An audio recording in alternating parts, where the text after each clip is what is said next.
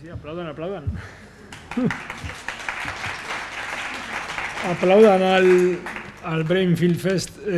Buenas tardes a todos y a todas, bienvenidos a todos los que nos acompañáis aquí en esta tarde lluviosa. Siempre es más complicado llegar, pero por eso todavía tiene más valor vuestra presencia y también la presencia de todas las personas que nos siguen a través de la web, tanto en el streaming ahora mismo como en las siguientes horas y días en el diferido de este evento, que bueno, tanto este como todos los eventos que celebramos en el espacio de la Fundación Telefónica se pueden seguir online y se pueden seguir a posteriori, siempre intentando pues facilitar llegar al mayor número de personas, siempre en abierto, de forma gratuita y demás. Pasen. Mejor, más afluencia. Fantástica. Soy Andrés Pérez Perruca, el gerente responsable de programación y publicaciones del espacio de la Fundación Telefónica. Tengo la suerte de trabajar al frente de un equipo fantástico y de llevar a cabo una programación que nos permite colaborar con pues en este caso, con el Brainfest, un evento, un certamen que aúna ciencia, tecnología, innovación, cultura, pensamiento, nunca mejor dicho, y con el que estamos encantados de volver a colaborar. Tuvimos una colaboración magnífica, fantástica, se puede buscar y se puede volver a ver. Hace un tiempo la pandemia pues, paralizó pues muchísimas actividades y muchas colaboraciones, como era también en este caso. Pero volvemos a colaborar una vez ya que parece que recuperamos una cierta normalidad con este festival y estamos realmente muy contentos de colaborar con el Brainfest, de colaborar con la Fundación Pascual Maragall, de colaborar con un evento y con una organización que viene directamente de Barcelona y del corazón de Cataluña. Siempre creo que es fantástico que estemos en contacto permanente. Y bueno, simplemente comentarles que para nosotros es un honor fantástico. Esperamos que ahora ya no se vuelva a interrumpir esta colaboración, que la podamos tener cada año. Desde ya pues, me comprometo en nombre de la Fundación Telefónica a empezar ya a pensar ya en la colaboración del año que viene, y no me voy a alargar más porque hay muchísimas personas con muchísimo que contar hoy, a los que quiero agradecer su presencia, a las personas que van a participar en la mesa redonda: Laura López Mascaraque, José Luis Trejo, Arcadi Navarro y Juan Lerma, que moderará la mesa redonda, a los que agradezco muchísimo su presencia y su participación. Quiero agradecer también especialmente a la directora general del FECIT, Inmaculada Aguilar, que nos honre también con su presencia y con sus palabras. Y sobre todo y por supuesto a Cristina Maragall, presidenta de la Fundación Pascual Maragall y cabeza visible hoy un poco de este proyecto, a quien vuelvo a agradecer pues, su participación, su colaboración y reiterar que por nosotros no va a quedar, que seguiremos colaborando y que volveremos a traer películas, charlas y todo lo que podamos hacer de una forma conjunta, porque vuestro proyecto es realmente fantástico. Muchas gracias, Cristina. Te cedo la palabra. Muchas gracias a todos y bienvenidos.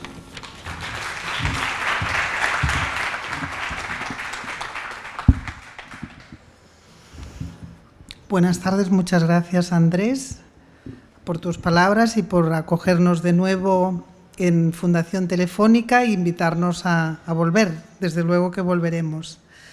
El Brain Film Fest está impulsado por la Fundación Pascual Maragall y lo realizamos conjuntamente con la productora Minimal Films y su director Albert Soler, así como con la Fundación Alzheimer. Es un proyecto que tiene como objetivo acercar el conocimiento del cerebro a la sociedad y hacerlo a través del cine. El cine es una gran herramienta, como sabéis, para explicar algunos conceptos que a veces no son fáciles de trasladar, para explicar cualquier condición del cerebro, ¿no? Muchísimas condiciones del cerebro de las que podemos hablar. Bien, la Fundación Pascual Maragall se dedica principalmente a la investigación en la prevención de la enfermedad de Alzheimer y otras enfermedades neurodegenerativas, pero tenemos también como objetivo cambiar la percepción social de estas enfermedades. Es muy importante para nosotros la divulgación y por eso estamos hoy aquí.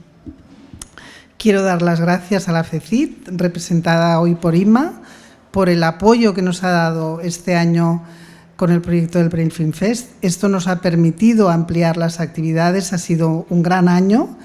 Hemos tenido actividades en el Centro de Cultura Contemporánea de Barcelona entre el día 17 y el 20 de marzo.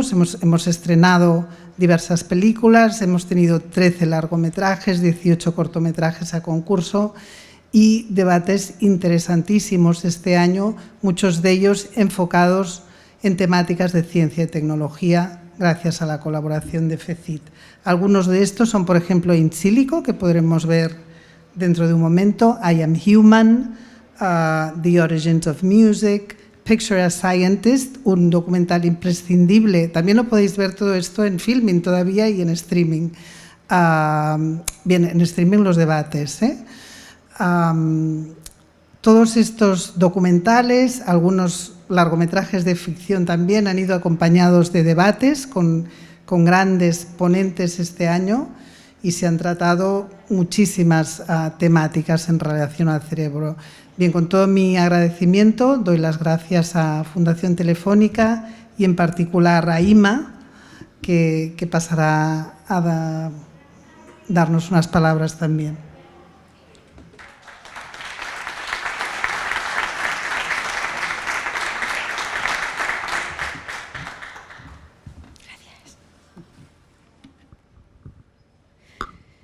Buenas tardes a todos y a todas. En primer lugar, quiero darle enhorabuena a la Fundación Pascual Maragall por esta maravillosa iniciativa que creo que se ha consolidado como una iniciativa de divulgación de la ciencia en su ámbito, pero también en una referencia cinematográfica, una referencia sobre el cine.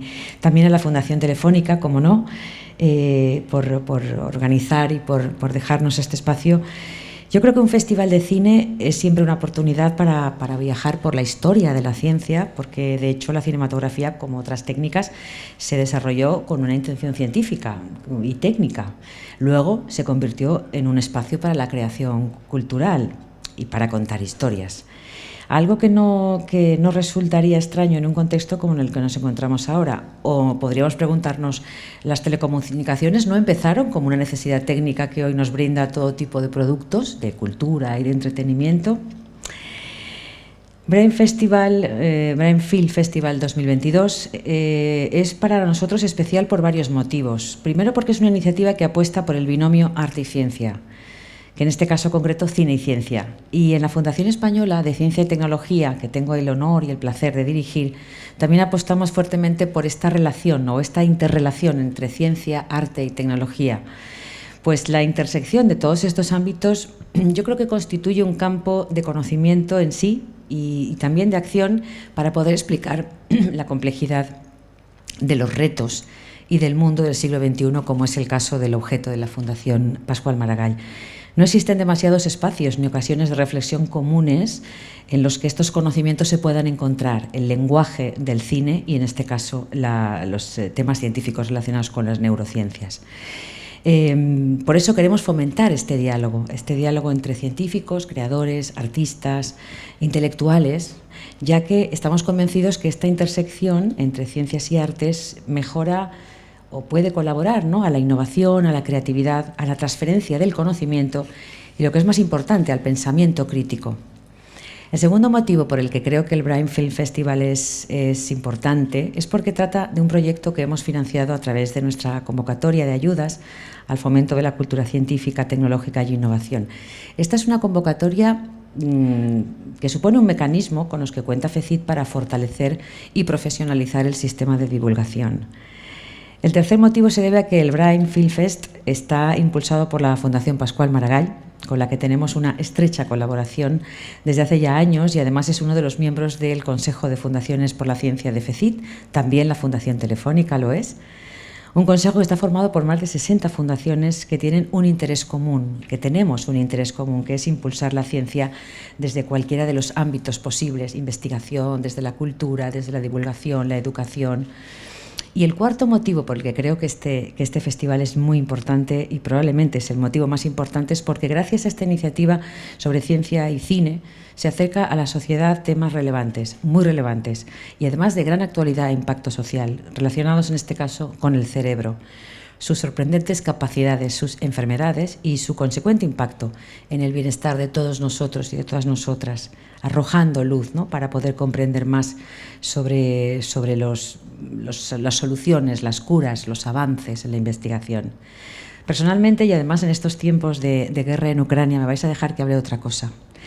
En estos tiempos bélicos y terribles de guerra, inevitablemente no puedo dejar de pensar, me viene a la mente la figura del gran Pascual Maragall.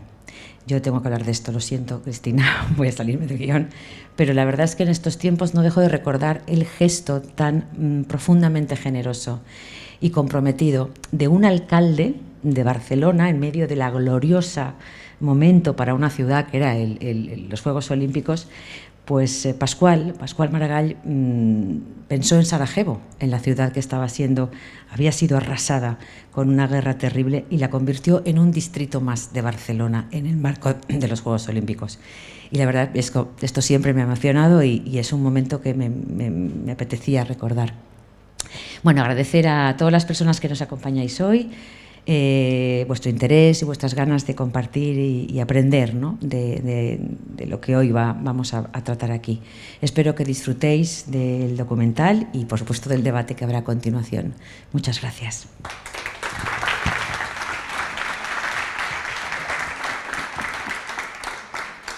Bien, el documental que veremos ahora, In Silico, es un documental del año 2019 del director de Estados Unidos, Noah Hutton. Noah Hutton es un joven cinematógrafo que se propone seguir al científico Henry Markram durante 10 años que dura su investigación, en la que Markram se propone el objetivo de realizar un modelo virtual perfecto del cerebro humano. Esta sería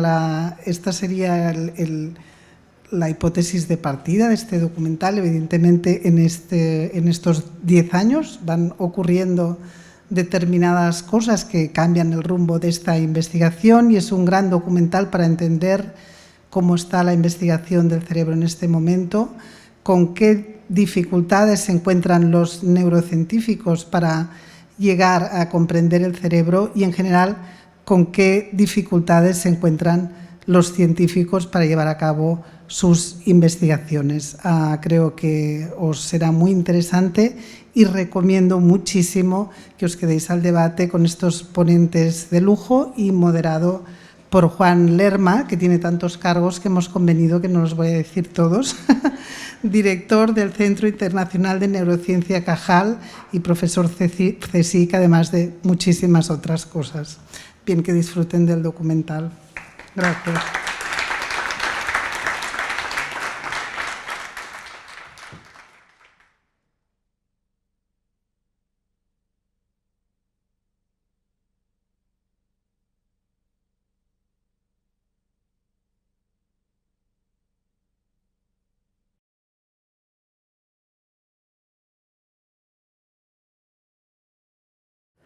Pues muchas gracias a todos. Mi nombre es Juan Lerma, voy a moderar esta mesa redonda y la idea es que no solo hablemos los que estamos aquí, sino que hablen todos los que habéis tenido la amabilidad de venir y de alguna manera estáis interesados en este fenómeno de la ciencia, de la neurociencia, de cómo el cerebro funciona, qué se puede hacer para entender el cerebro, cuáles han sido los intentos.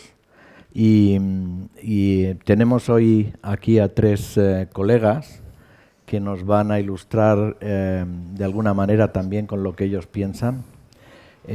Yo creo que después de ver la película esta, hay 3 vertientes tremendamente importantes. La primera es el esfuerzo enorme que el director ha hecho por narrar una fragmento de la historia de la ciencia o de la neurociencia que creo que va a quedar para los anales sin duda alguna. También hay un aspecto emergente que es primero el interés de los científicos por entender cómo funciona el cerebro, que sin duda, y yo creo que a la vista de lo que ha ido pasando en ese devenir de los 10 años, queda de manifiesto que es uno de los grandes retos, si no el mayor reto al que se enfrenta el ser humano en estos momentos.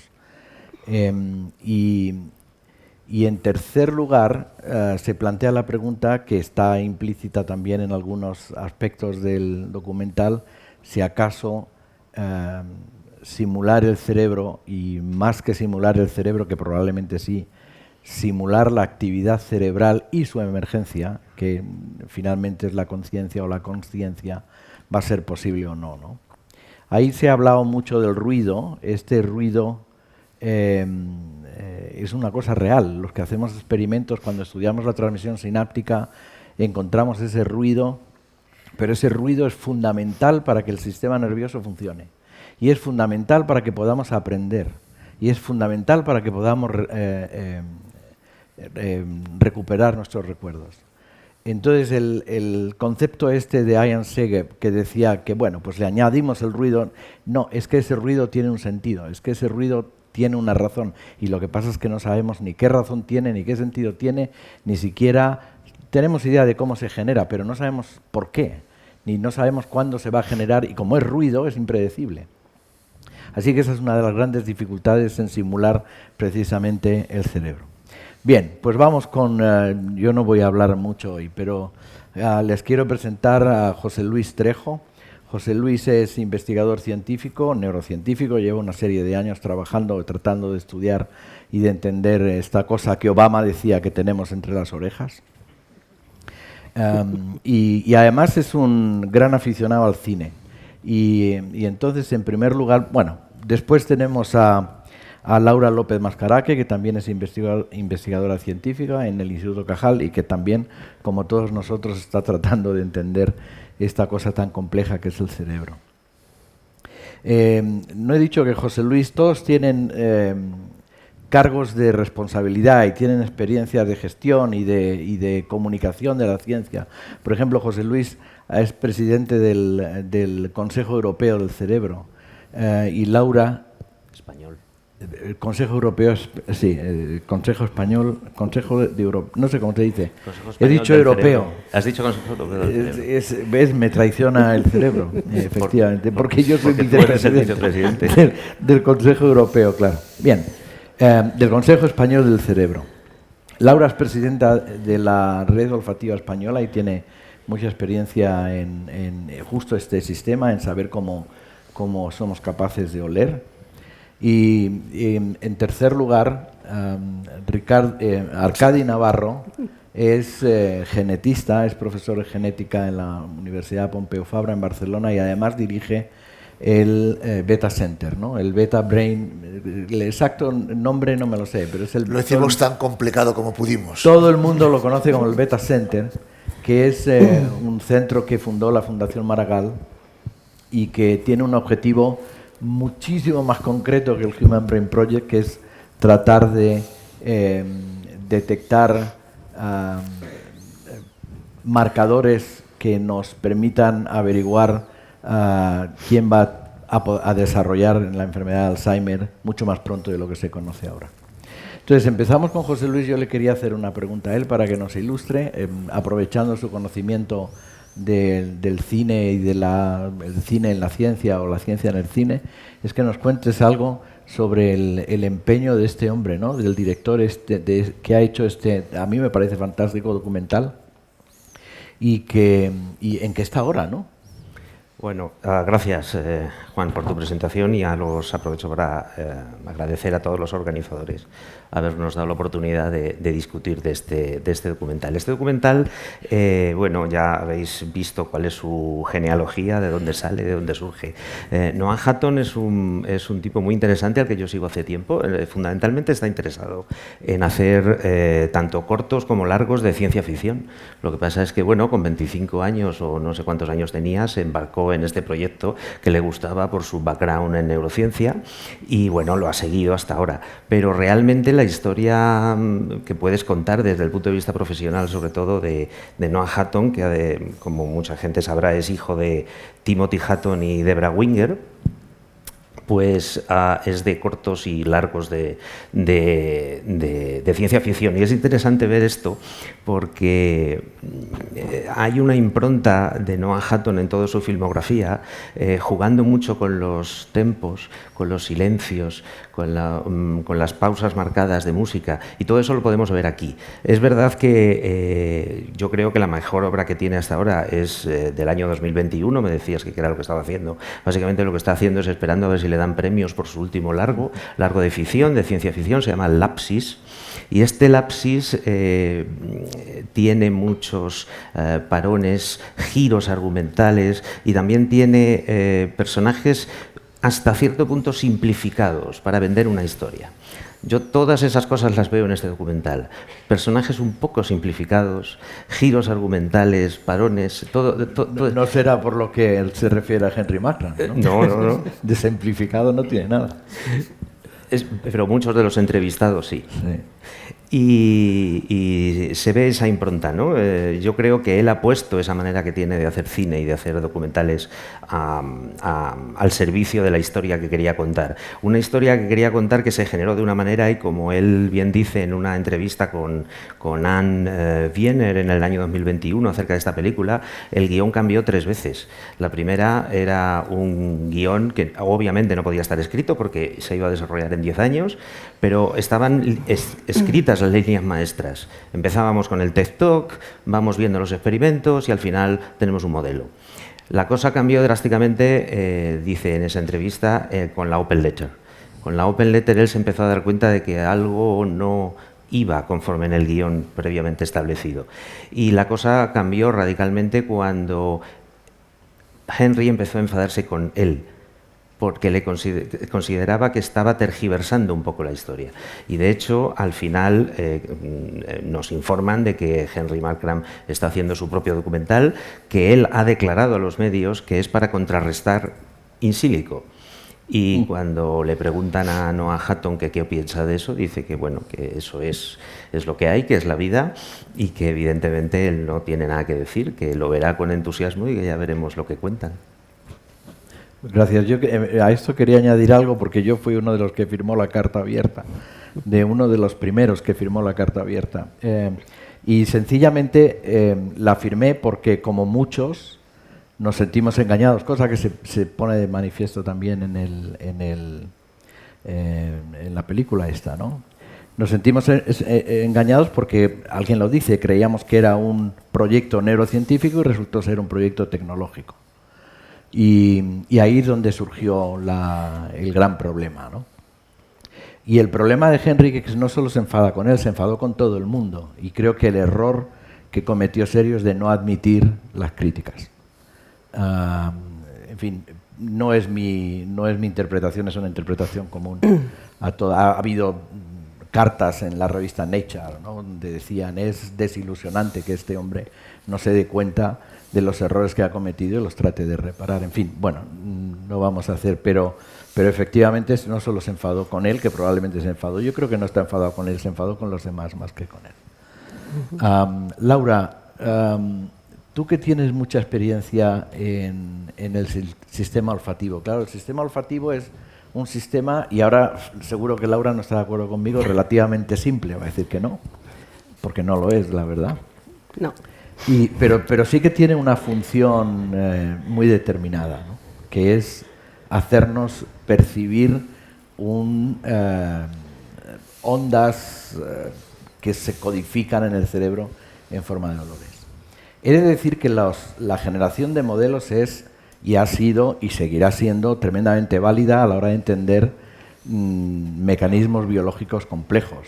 Yo siempre pongo el ejemplo de que el modelo de Hodgkin y Huxley, que seguramente no suena a nada, pero es un modelo matemático relativamente simple y explica cómo se genera un impulso nervioso en uno de los cables que tenemos en un axón, ¿no? Cómo se genera y cómo se propaga por ese cable. Y es tremendamente simplista, reduccionista y es tremendamente exacto. O sea que eso ha ayudado a entender cómo se genera o la forma, la duración, etcétera, de ese potencial de acción, pero no ayuda a entender la función del potencial de acción. Ha explicado cómo, pero no explica por qué, por ejemplo, ¿no? Pero bueno, yo sí, ya me estoy enrollando, siguiendo con la... ¿Tú nos podrías poner algún ejemplo de... Porque ha habido mucho trabajo en los últimos años para desarrollar narices o sistemas olfativos electrónicos, determinar olores, que, en fin, ustedes saben que hay gente que le dan la nariz de oro, me parece que se llaman, ¿no? Sí. Que son unos... distinguidores o tienen el sistema nervioso perfectamente entrenado para distinguir olores que nosotros jamás hubiéramos pensado. ¿Cómo? Háblanos de esto un poco. Sí, de hecho somos capaces de distinguir hasta 1 billón de olores, aunque parezca mentira, ¿no? Realmente el sistema olfativo, como dices, es el sistema olvidado, el sistema más simple que siempre decimos, cosa que yo opino todo lo contrario. Fijaros que el sistema olfativo está regulado por 400 genes, casi 400 genes en el cerebro, cosa que no ocurre con el resto de los sentidos. Y además, estos 400 receptores, genes, se distribuyen en la nariz con las únicas neuronas que están en contacto con el exterior, que son las neuronas sensoriales olfativas, que hay unos 5 millones en la nariz. Y eso se procesa una información directamente a su corteza olfativa y a una parte del sistema límbico. Lo importante de ese sistema es que no pasa por tálamo. Al no pasar por tálamo, tienes más sencillez, evolutivamente es más primitivo. Con lo cual ha sido un sistema que se empezó a pensar de que se podría simular, lo mismo que han hecho aquí, pero en vez de simular una columna neocortical, el intentar simular ese sistema, el intentar que se pudiese detectar un olor determinado. Entonces, en el año 2017 se publicó ya un paper en el cual desarrollaron un chip que llaman neuromórfico, porque parte de la tecnología que yo creo que quería desarrollar, de hecho, Makran, era esa ingeniería neuromórfica, ¿no? En el cual, de alguna manera, esto lo que hacía era simular, imitar, ¿no? La estructura y la función de ese sistema tan conocido. Se creó, de hecho, un chip en el cual había unas, creo que eran 130.000 neuronas, se llamó el chip Loihi, y era capaz de detectar hasta 10 olores. Esto era muy distinto a lo que era una nariz electrónica. Una nariz electrónica lo que te va a detectar son las moléculas que hay en un momento determinado.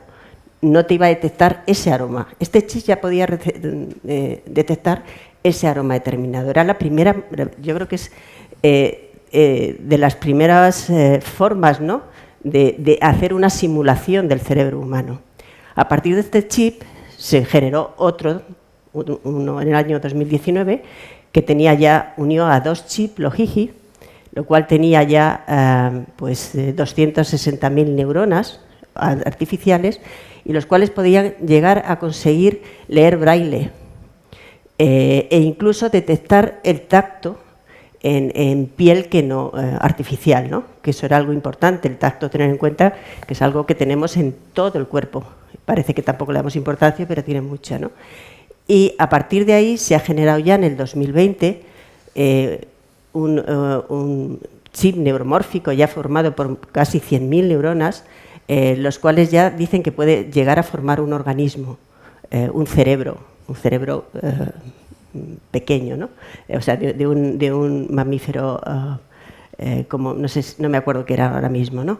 Entonces, yo creo que ese es el tipo de simulación, ¿no?, que debemos ir poco a poco haciendo, ¿no? No meternos ya en algo directamente en el cerebro, en el cual es la estructura, creo que más compleja que puede ser la neocorteza, ¿no?, que es la estructura que tenemos por excelencia los humanos, ¿no?, mucho más desarrollado que ninguno de los mamíferos, ¿no?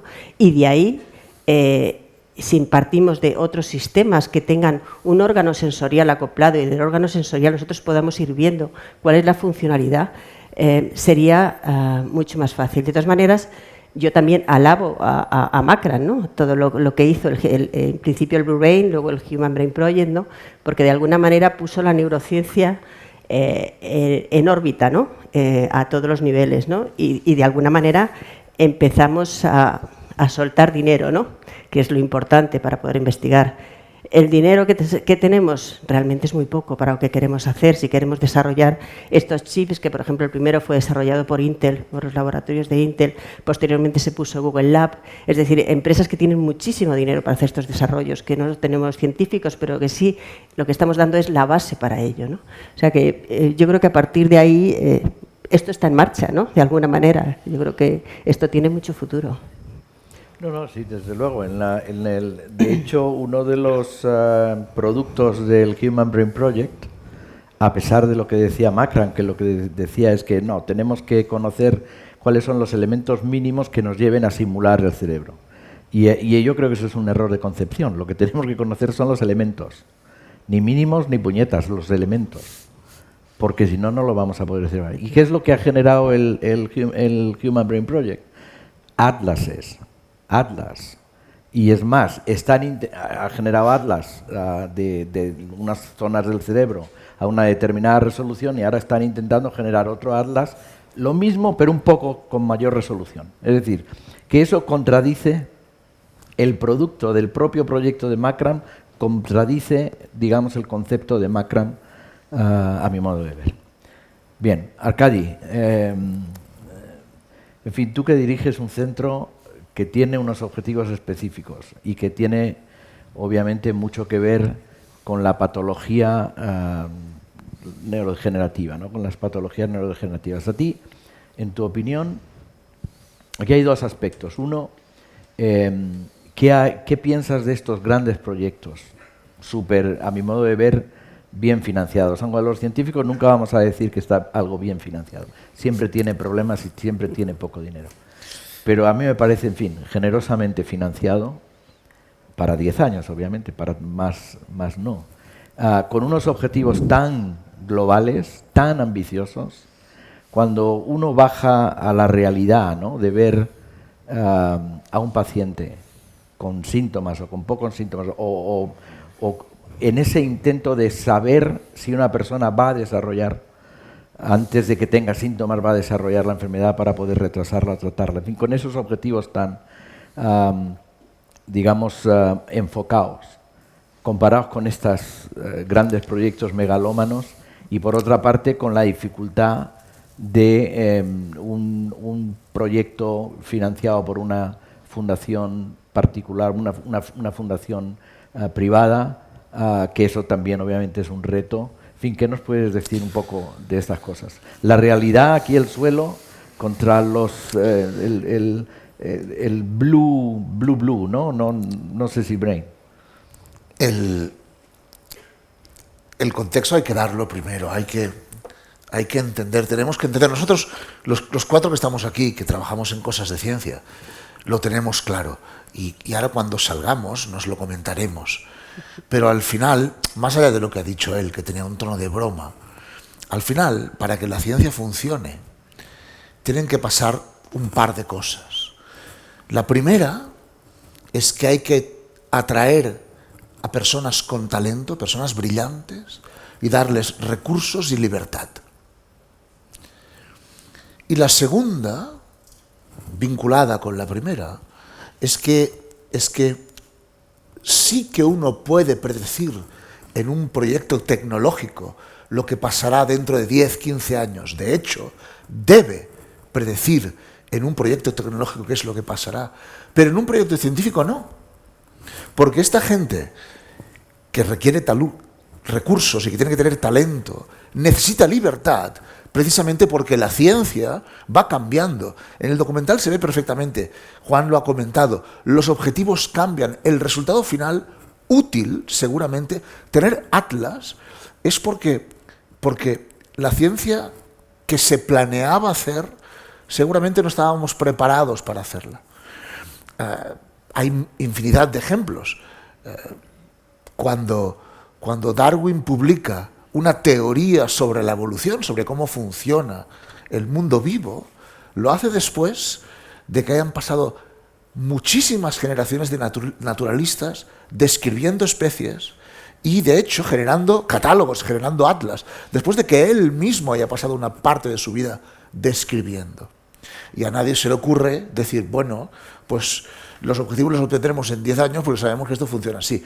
Es muy distinto ese proyecto que decir, vamos a hacer un proyecto Manhattan porque necesitamos una bomba nuclear, o vamos a mandar a alguien a la Luna. Eso es un proyecto tecnológico. La ciencia necesaria se conoce ya. Y al final, para el proyecto de mandar a alguien a la Luna, se conoce tanto que está esa reflexión de Neil Armstrong cuando el proyecto Apolo despegaba, que decía, es tranquilizador pensar que cada una de las piezas de esta nave se le ha concedido a la empresa, que la fabrica la empresa que la ofrecía hacerla más barata, ¿no? Bueno, eso es posible porque es un proyecto ingenieril que se puede planificar, que se puede decidir. Al final, la sensación de perplejidad que me produce el proyecto es que no sabemos cómo funciona el cerebro. En la película medio se insinúa, y es un mensaje claro. Un mensaje importante es que no, lo ha dicho Laura, lo ha dicho Juan, faltas tú. Ya lo digo yo también, hay que invertir en ciencia, eso es importante. Juan está de acuerdo, seguro. Pero otro mensaje es, en el mundo del cerebro queda mucha ciencia por hacer. Y hay proyectos tecnológicos que no estamos preparados para hacer. No sabemos los detalles, no sabemos los elementos, pero tampoco sabemos cómo funciona el cerebro como resultado de una serie de propiedades emergentes que desconocemos. Pensemos en una simulación. ¿Qué es una simulación? Uno puede simular, el documental se le puede simular un reloj. Yo en mi ordenador hoy puedo programar un reloj y marcará la hora, cumplirá la misión del reloj. Puedo incluso hacer que del ordenador salgan unos impulsos que muevan unas manecillas. Es decir, puedo tener algo que parece un reloj analógico de los antiguos controlado por un ordenador. Perfecto. Puedo también, en la red española de supercomputación, en el Barcelona Supercomputing Center, se ha construido el mejor modelo simulado de corazón. Ese modelo simulado de corazón no bombea sangre, pero yo puedo imaginar conectarlo a un corazón artificial y que funcionara. Ya me voy a algo más distante. Un modelo del tiempo, saber si ahora cuando salgamos de aquí tenemos que abrir el paraguas o no, es construible. Pero dentro del ordenador eso no moja. Y además no lo sabemos conectar a máquinas que controlen el tiempo. Bien, pues, ¿qué es el cerebro? ¿Dónde está? Esas propiedades emergentes, ¿en qué posición están? Hay algo intrínseco en las propiedades del cerebro, en su biología, en las moléculas, en el ruido con que has empezado. Ese ruido molecular, el hecho de que tengamos gravedad.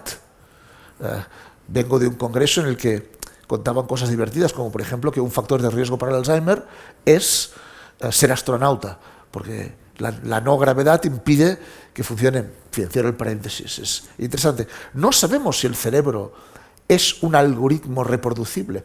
Hipotetizamos que sí, es una hipótesis razonable, pero está por ver. Por tanto, ese proyecto tecnológico es un proyecto que probablemente en su concepción original estaba condenado al fracaso. Ya me voy a algo más concreto para no alargarme mucho más. La cosa concreta, al final nosotros, en la Fundación Pascual Margall, en el Barcelona Beta Brain Research Center, que yo mismo lo tengo que decir lento, lo que intentamos es predecir e intentamos detectar moléculas, biomarcadores que nos permitan predecir si una persona tiene alto riesgo de sufrir Alzheimer 15, 20 años antes de que lo sufra. Y si las obtenemos, luego ya intentaremos entender por qué lo predicen, pero primero intentamos ir a lo práctico. Y eso es una manera de hacer ciencia. Y luego, desde luego, nuestros investigadores intentan entender las rutas metabólicas, los pathways, las interacciones moleculares que eso representa. Pero al final no necesitamos todavía una gran simulación del cerebro para hacer ciencia útil, para hacer ciencia práctica. Es, si uno quiere, hasta cierto punto, un cierto proyecto tecnológico que puede dar lugar a grandes pistas para hacer muy buena biología molecular después. Son dos aspectos completamente distintos. Ambos son necesarios.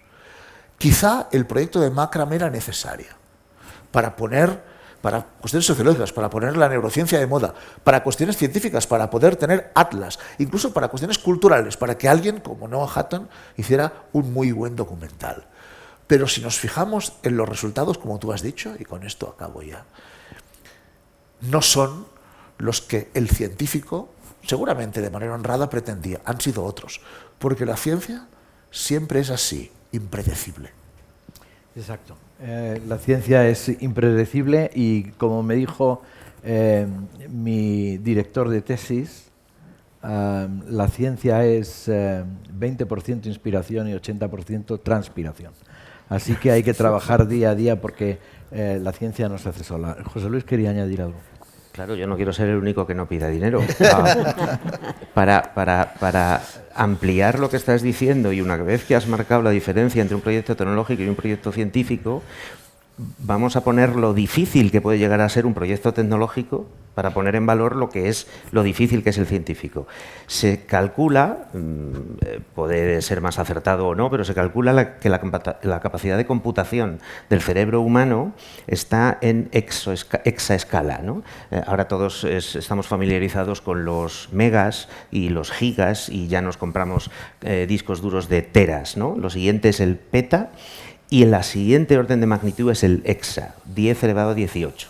Bueno, pues la capacidad de computación del cerebro humano es exascale. Bueno, pues hasta el año pasado no ha habido ningún ordenador en el mundo hasta que Riken, el centro japonés en Kobe, ha hecho el Fugoku, que es el primer ordenador del mundo que tiene 1,45 exaflops, ¿no? Que es como se llama esto. Y a partir de ahí tira.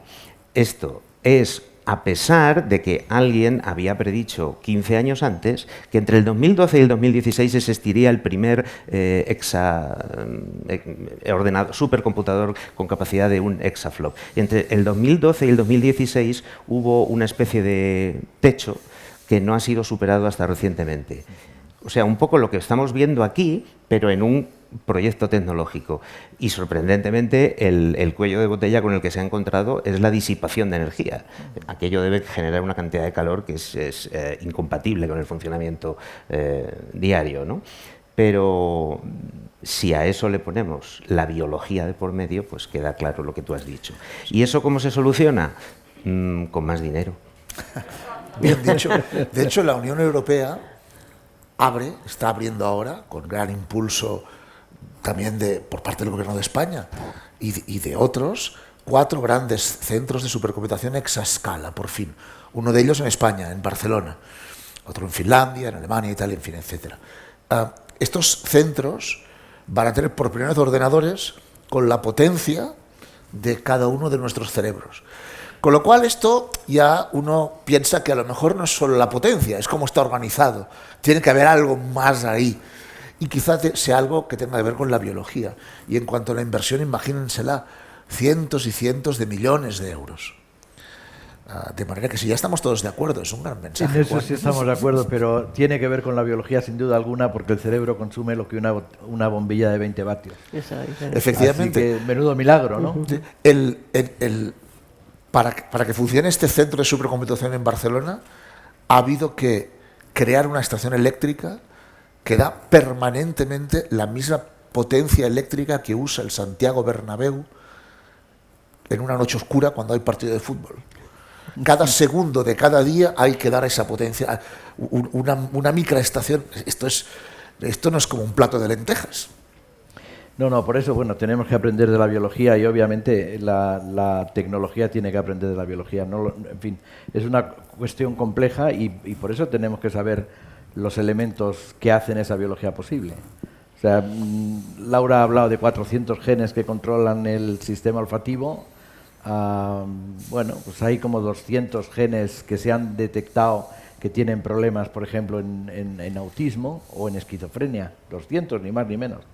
Y en el fondo es que yo creo que hay un sistema tan redundante que eso es lo que lo hace muy potente, pero a la vez cualquier error en uno de esos sistemas que lo hace potente le puede hacer fallar. Yo había dicho que quería dar la palabra al público. Si alguien tenía una pregunta o un comentario, es el momento. Sí, en el aspecto del cerebro y de los seres humanos y de los animales hay un principio que ya está muy conocido, que es de sensores de entrada y reacciones de salida. Por ejemplo, un mosquito pues tiene todo eso ya muy claro.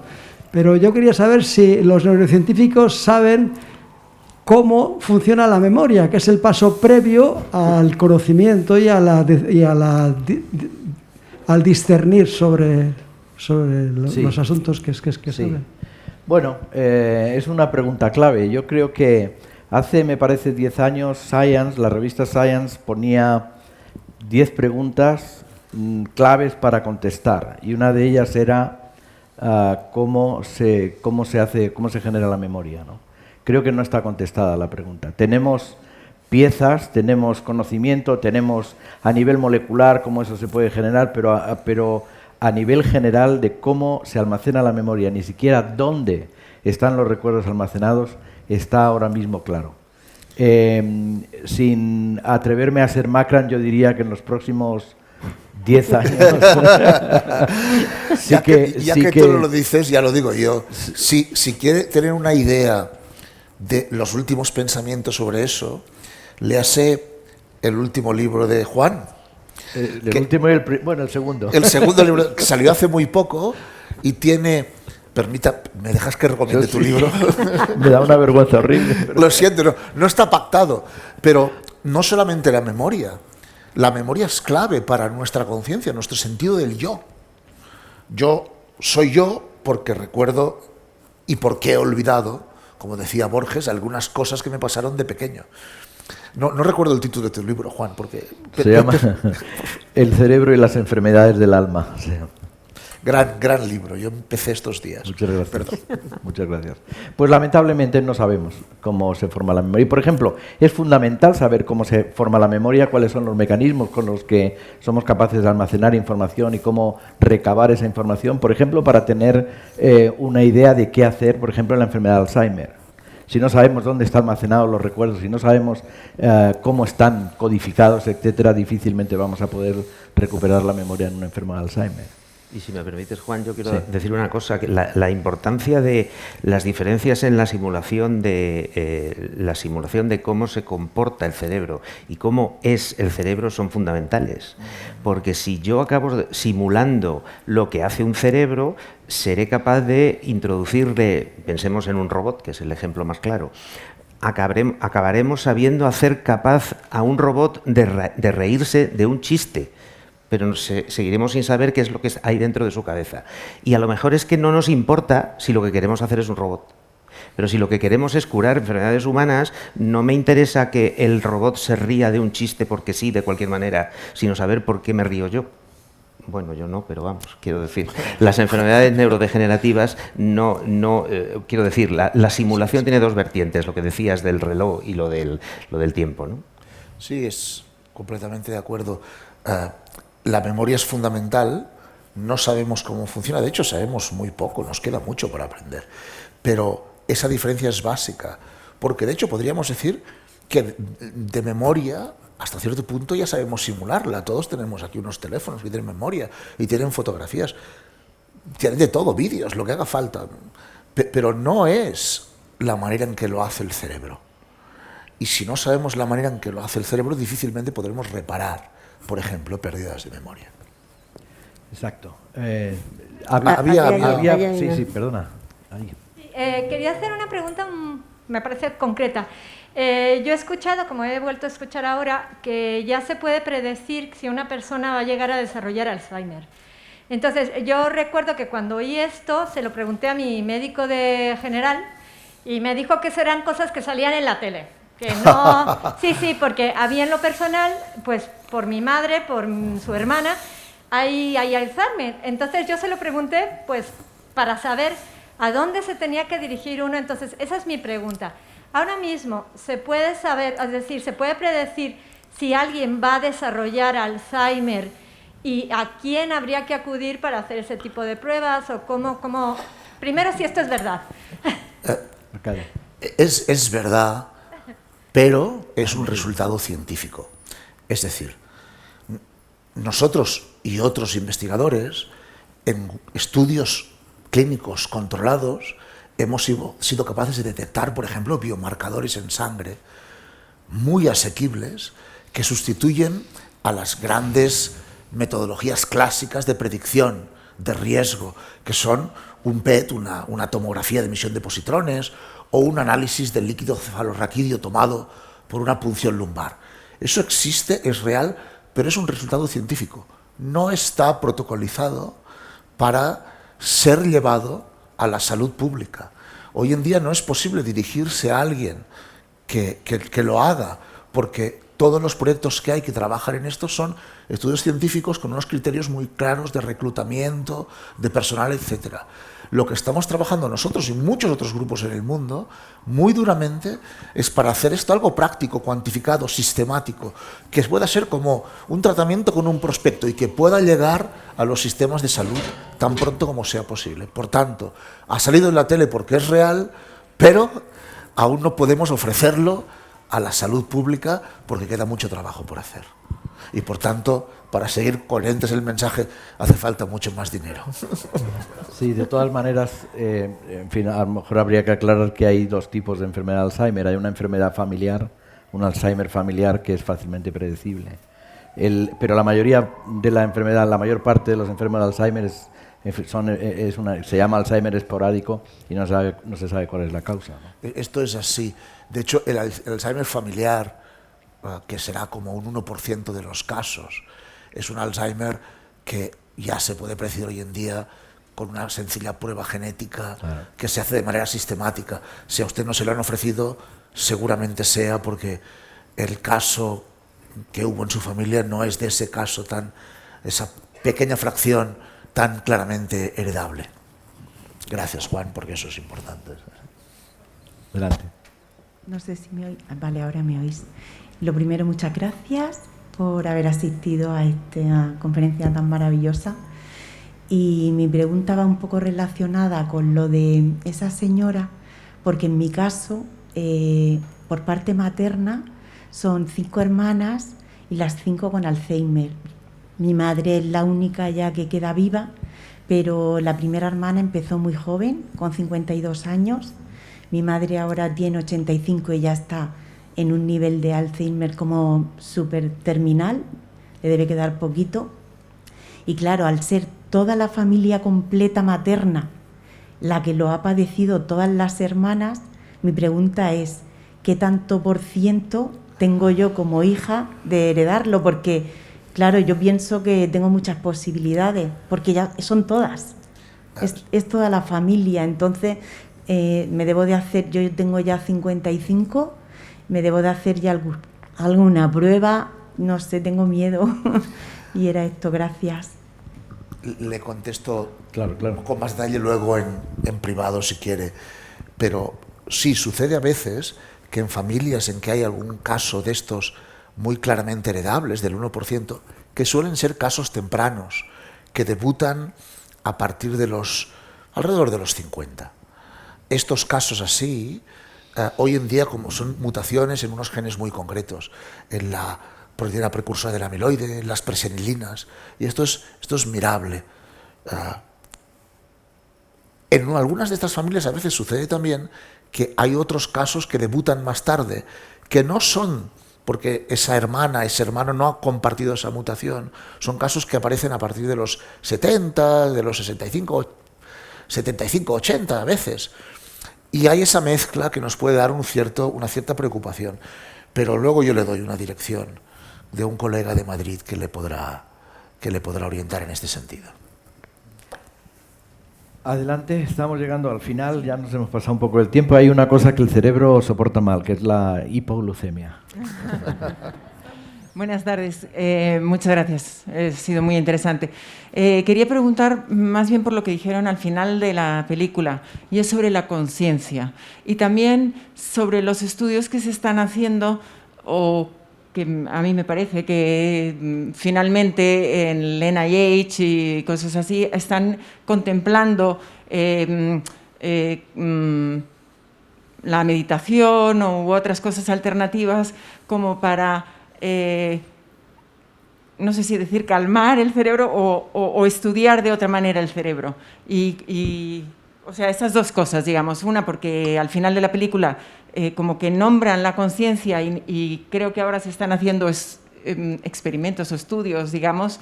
Me estoy refiriendo, por ejemplo, a Di Masio o a Tononi o a otros. Y luego lo de la meditación. Quería saber su...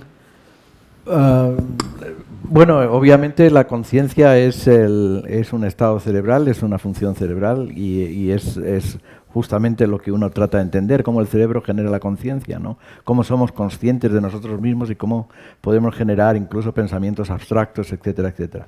Esto en fin, se está muy al principio de todo esto.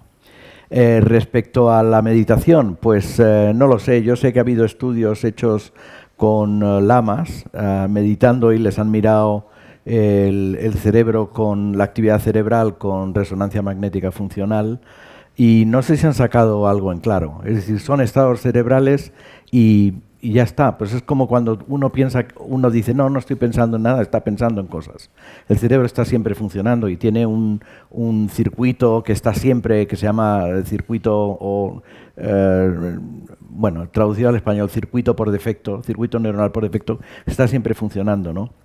Y del que a partir de ahí, cuando se activan ciertas zonas cerebrales, uno empieza a darse cuenta de cosas y es más consciente de lo que tiene en los alrededores. ¿Hay estudios? Sí. O sea, ¿se está estudiando? Sí, se está estudiando. ¿Cuáles son, digamos, las conclusiones a partir de eso? Pues no lo sé. Lo que sí que tengo entendido es que el NIH probablemente... claro, el NIH tiene una cantidad de dinero muy significativa, ¿no? Entonces... financia mucha investigación. Particularmente hay varios institutos que tienen que ver con adicciones, con degeneración, en fin, una serie bastante bien organizados. Pero sí hay una iniciativa interesante que lo que están intentando y están invirtiendo dinero es detectar enfermedades que no son conocidas. Porque parece que ya las conocemos todas, pero no las conocemos todas. Entonces están invirtiendo en gente que tiene cosas raras, en pagarles estancias en centros o cercanos a los centros de investigación para que se puedan estudiar y determinar enfermedades que son nuevas y que probablemente estaban metidas en las cajitas de enfermedades conocidas y que no son diagnósticos correctos. Y esto es una vía de futuro bastante importante, porque lo importante para curar una enfermedad es diagnosticarla bien, primero. Y Juan, yo no sé la mayor o menor utilidad que tendrá calmar el cerebro, pero eso me trae a la memoria otra historia que tiene mucho que ver con el trabajo que hacemos nosotros en el laboratorio, y es que lo que sí que seguro que se conoce hace mucho tiempo y que es malo para el cerebro es el estrés. Y lo digo por la incidencia que tiene el estrés como acelerador o empeorador, si vale la palabra, de prácticamente todas las demás enfermedades que estamos hablando ahora de ellos. O sea que aunque no sea para investigar, hay que calmar el cerebro en todo caso. Sí, vamos. No puedo resistirme a comentar muy rápidamente que ayer, esto de venir de un congreso científico le permite a uno contar novedades, ¿no? Y ayer asistí a una conferencia de unos investigadores, no importa, que han sido capaces de determinar que hay ciertas prácticas de estilo de vida que rejuvenecen, midiendo el rejuvenecimiento mediante el estado de metilación de los genes en muestra de sangre. Y una de las prácticas que rejuvenece, que retrasa nuestro reloj biológico, es la meditación. Bien. Vamos con la última pregunta, yo creo ya. Buenas tardes, muchas gracias por la mesa redonda, muy interesante. Quería hacerles una pregunta, a ver si tienen conocimiento. Yo leí un artículo que las vacunas elaboradas con ARN mensajero, tanto Moderna como Pfizer, que se estaba haciendo ensayos sobre ratones y que podían mejorar la esclerosis múltiple, incluso frenarla. No sé qué hay de cierto en ese artículo, si tienen conocimiento de algo o no. Sabemos... no sé a qué artículo hace referencia, imagino que es un artículo en la prensa. Sabemos que hay distintos laboratorios y grupos de investigación que trabajan en vacunas para enfermedades que son neurodegenerativas, vacunas para proteinopatías como Alzheimer o demencia de cuerpos de Lewy y demás. Eso serían unas técnicas. Y hay otra serie de vacunas, otro tipo, se las llama vacunas, pero no serían vacunas tradicionales, que podrían frenar la desmielinización que va asociada a la esclerosis múltiple. Pero estos son proyectos de investigación y ahora mismo no sé decirle si esos son estrategias parecidas a las vacunas de ARN.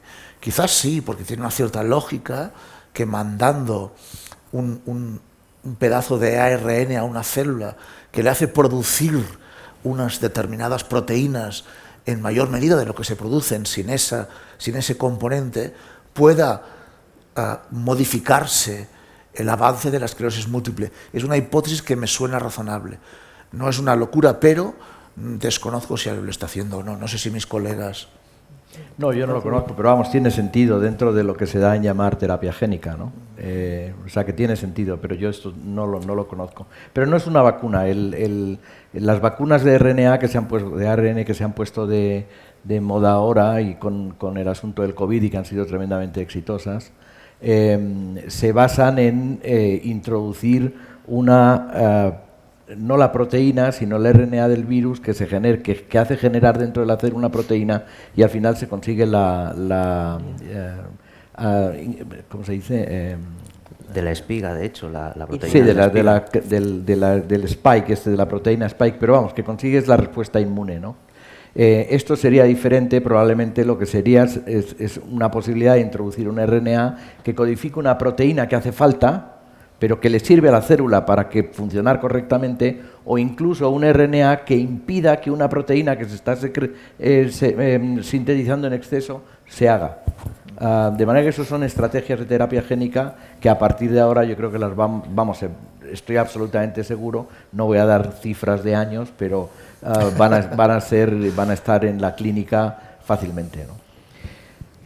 Yo, como digo, la hipoglucemia afecta al cerebro, lo afecta, la actividad cerebral disminuye y con esto queríamos cerrar aquí, nos hemos pasado unos cuantos minutos. Quiero agradecer a la Fundación Telefónica, a la Fundación Maragall, que haya organizado esta mesa redonda y este festival cada año. Yo creo que es bueno, sirve para que nos demos cuenta de lo importante que es estudiar el cerebro, lo importante que es la investigación, sobre todo en el cerebro, y un poco, en fin, llevar a la calle las cosas que se están haciendo en el laboratorio y que sin duda alguna son imparables. El progreso científico no creo que lo pare nadie, por muy malo que sea en el ajuste de los presupuestos generales del Estado cada año.